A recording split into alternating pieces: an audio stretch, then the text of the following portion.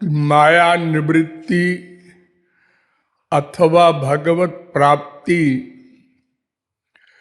किसी भी साधन से नहीं हो सकती। अनंत कोटि कल्प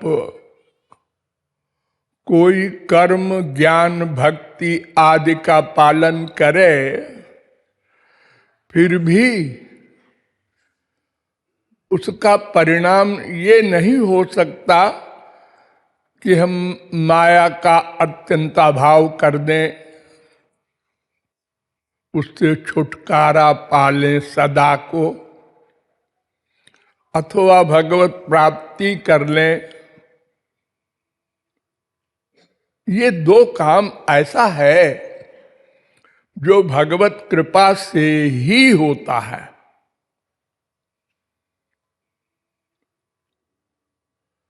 लेकिन भगवत कृपा पाने के लिए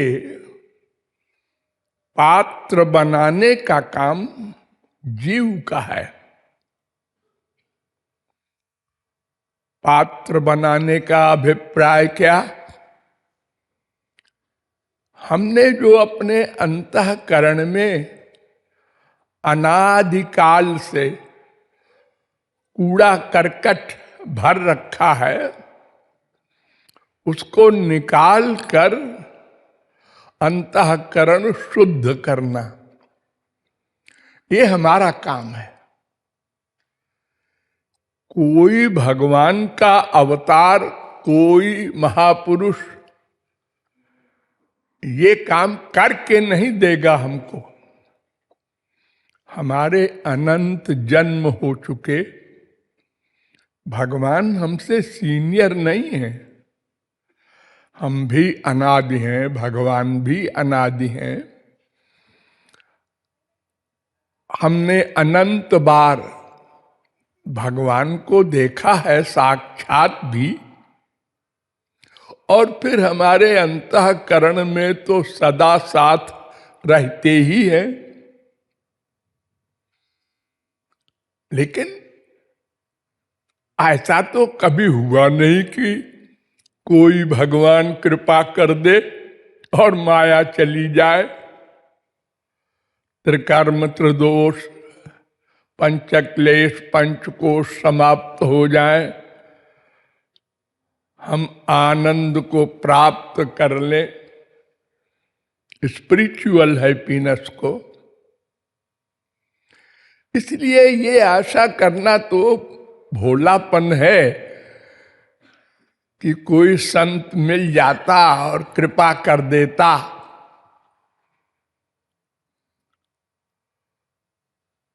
हमको पात्र बनाना पड़ेगा, अंतःकरण शुद्ध करना पड़ेगा। उसकी हेल्प, उसकी सहायता सिद्ध महापुरुष करेगा, ठीक है। उसके बिना तो हम कुछ साधन ही नहीं कर सकते। जब तक ठीक ठीक तत्व ज्ञान न हो, जीव क्या है, माया क्या है, ब्रह्म क्या है, हम दुखी क्यों हैं, हम आनंद प्राप्ति कैसे करें, इत्यादि तमाम प्रश्नों का समाधान तो गुरु ही करेगा। वो भी श्रोत्रिय ब्रह्मनिष्ठ होना चाहिए। लेकिन अनंत बार श्रोत्रिय ब्रह्मनिष्ठ संत भी हमको मिल चुके हैं। जितना हम इतिहास में पढ़ते हैं, 4 युग में ही कितने सारे महापुरुष हमारे भारत में हुए। हम भी तो साथ ही थे यहीं पर, उनको देखा होगा, उनका प्रवचन सुना होगा। ठीक है, हमने नहीं माना तो हम 84 लाख में घूम रहे। जिसने मान लिया और शरणागत होकर साधना कर ली, अंतःकरण का पात्र बना लिया, वो कृतार्थ हो गया, हम रह गए। तो महापुरुष तो सर्वप्रथम परम आवश्यक है, लेकिन वो करके नहीं देगा, मार्ग बताएगा। अरे उसकी कृपा के बिना तो, जैसे संसारी ज्ञान के लिए टीचर आवश्यक है, कोई पैदा होते ही high school, inter, BA, MA नहीं हो जाता, गुरु की आवश्यकता पड़ती है। तो फिर स्पिरिचुअल एरिया में तो बहुत ही आवश्यक है। लेकिन साधना करना यह हमारा काम होगा। तो अंतःकरण शुद्धि के लिए, जैसा कि मैंने बताया, अनादिकाल से जो कूड़ा करकट भरा है अंतःकरण में, उसको निकालकर शुद्ध करना होगा। वो कूड़ा करकट क्या है? दो प्रकार का है। संसार में दो प्रकार का मन का अटैचमेंट। दो प्रकार कौन सा? संसार से राग, संसार से द्वेष। ये दोनों राग कहलाते हैं। चाहे अनुकूल भाव से हम प्यार करें और चाहे प्रतिकूल भाव से बैर करें, दोनों का एक फल। क्योंकि दोनों में हम जिससे प्यार करते हैं वो अंतःकरण में आता है, जिससे बैर करते हैं वो भी अंतःकरण में उसी प्रकार आता है। अब उसका फल अंतःकरण को भोगना पड़ता है।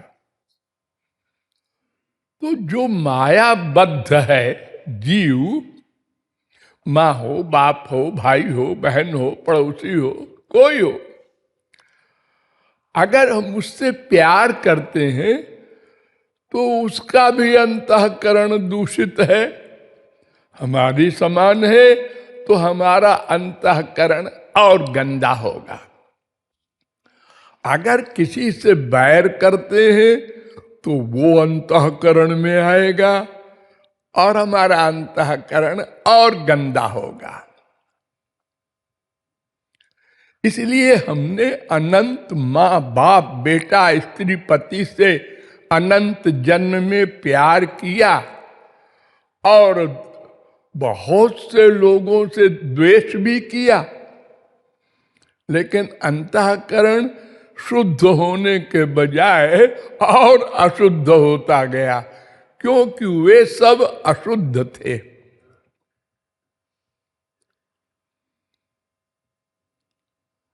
देखो, एक साधारण बुद्धि से सोचो, अगर किसी का कपड़ा बहुत गंदा हो गया हो, जिंदगी भर में कभी धोया ना हो, और धोने का सोचे, तो उसको पानी की जरूरत पड़ेगी ना। हाँ, लेकिन पानी कैसा हो? निर्मल हो, शुद्ध हो, तब अशुद्ध मैल उस वस्त्र से छूटेगा। 1000 बार धोना पड़ेगा, क्योंकि 1000 बार गंदा हुआ है, एक बार में नहीं धुलेगा। लेकिन जल निर्मल हो, अगर जल गंदा है तो और गंदा हो जाएगा वस्त्र। ऐसे ये अंतःकरण है, अनंत जन्मों के पाप पुण्य ये दोनों हमारे साथ संबद्ध हैं। संचित कर्म कहते हैं इसको, और वो अनलिमिटेड है, अनंत है। जब जन्म ही अनंत है तो कर्म तो अनंत होंगे ही। और कर्म हम जो प्रतिक्षण करते हैं वो माइक करते हैं। हम भले ही उसको अच्छा मानते हो अल्पज्ञता के कारण, लेकिन वो सब गंदे ही हैं, मन को गंदा करने वाले हैं। इसलिए वेदों शास्त्रों ने, संतों ने कहा है कि अपने मन की गंदगी को शुद्ध करने के लिए निर्मल पर्सनैलिटी में प्यार करो। निर्मल, निर्मल कौन है? एक तो भगवान है और एक भगवान को पा लेने वाला, जिसके लिए वेद कहता है भिद्यते हृदय ग्रंथि छिद्यन्ते सर्व संशया। भगवत प्राप्ति होने पर उसके 3 गुण, 3 कर्म, 5 क्लेश, 5 कोश, अनंत जन्म के पाप पुण्य सब भस्म हो जाते हैं और उसका अंतःकरण दिव्य हो जाता है। ऐसे लोगों से प्यार करो तो जैसे निर्मल जल से वो गंदा कपड़ा साफ होता है, ऐसे आपका हृदय साफ होगा। अर्थात भगवान और सिद्ध महापुरुष से प्यार करना होगा।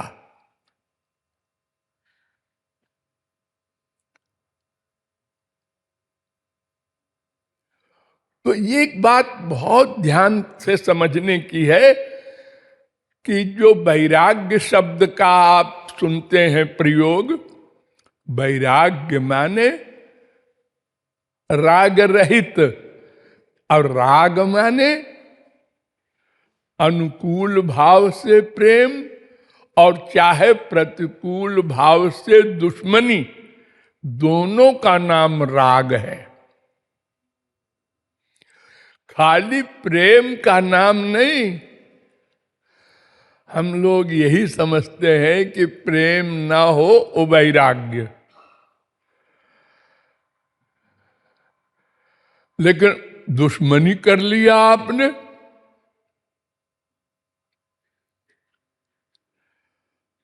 तो फिर आप उसी का चिंतन करेंगे।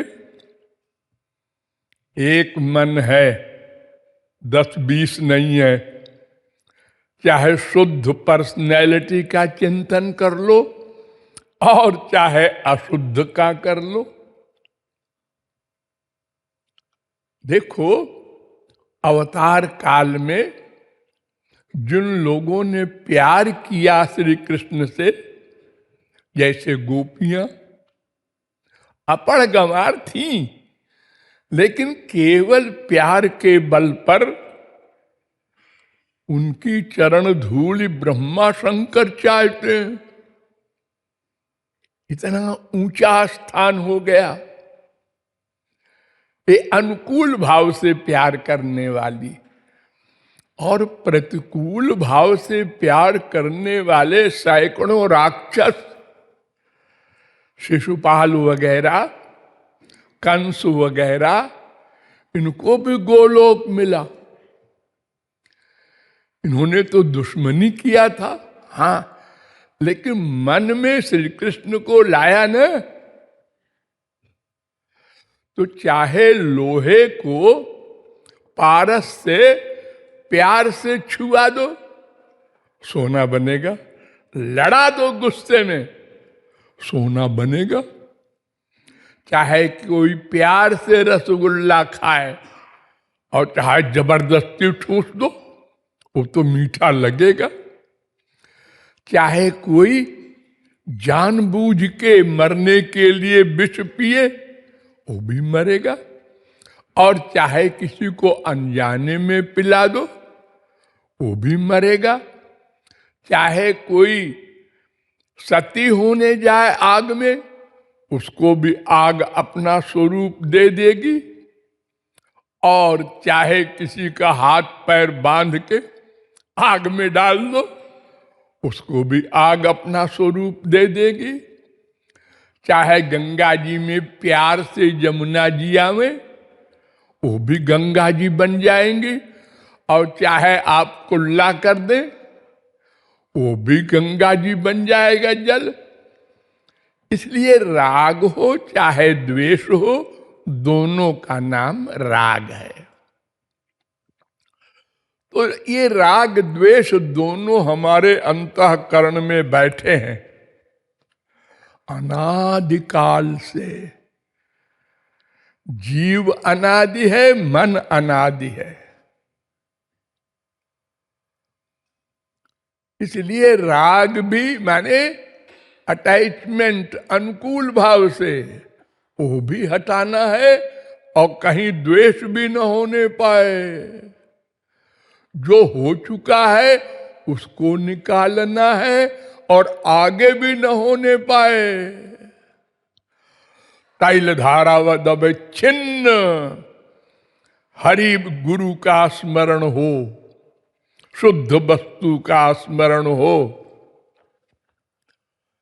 देखो प्राचीन काल में ये माचिस वगैरह नहीं होती थी, तो अरण्य मंथन से यज्ञादिक में आग बनाई जाती थी। लकड़ी होती है, उसको लगातार रगड़ो, लकड़ी में आग होती है ना।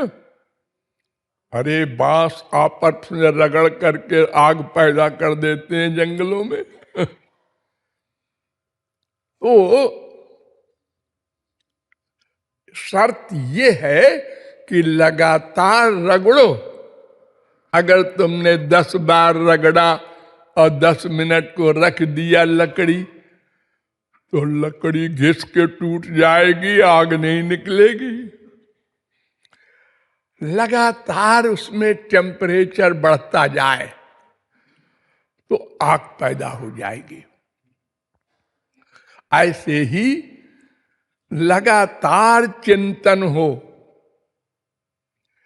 देखो गीता वगैरह में भगवान ने इतना जोर दिया है निरंतर के लिए। एग्जाम्पल में एक श्लोक में बताता हूं। अनन्य चेता सततम यो माम स्मरति नित्यशः तस्याहं सुलभ पार्थ नित्य युक्त योगिना। देखो एक श्लोक में 3 बार नित्य शब्द को दोहराया है। ये पुनरुक्ति दोष है, भगवान ने किया है।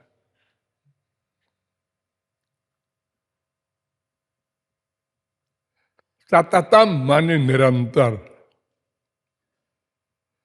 नित्यशः माने निरंतर, नित्य युक्तस्य माने निरंतर।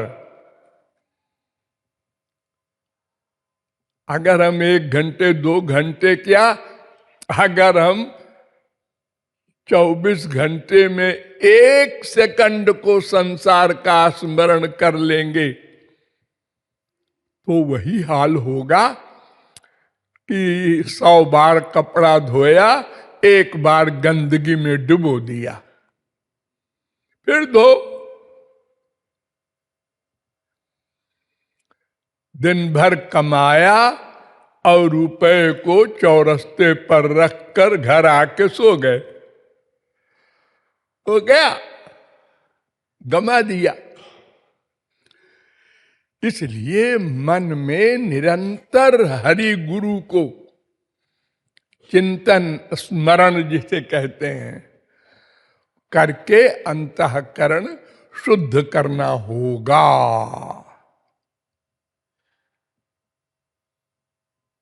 फिर से ध्यान से समझो,